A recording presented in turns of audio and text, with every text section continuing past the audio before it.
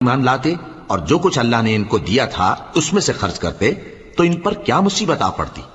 اور اللہ ان کو خوب جانتا ہے۔ اللہ کسی کی ذرہ بر بھی حق تلفی نہیں کرتا،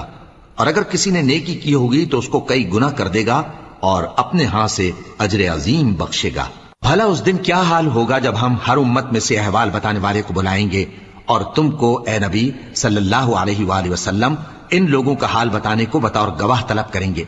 اس روز کافر اور پیغمبر کے نافرمان آرزو کریں گے کہ کاش ان کو دھسا کر زمین برابر کر دی جاتی، اور وہ اللہ سے کوئی بات چھپا نہیں سکیں گے۔ مومنو، جب تم نشے کی حالت میں ہو تو جب تک ان الفاظ کو جو منہ سے کہو سمجھنے نہ لگو نماز کے پاس نہ جاؤ، اور جنابت کی حالت میں بھی نماز کے پاس نہ جاؤ یہاں تک کہ غسل کر لو۔ ہاں، اگر بحالت سفر رستے چلے جا رہے ہو اور پانی نہ ملنے کے سبب غسل نہ کر سکو تو تیمم کر کے نماز پڑھ لو، اور اگر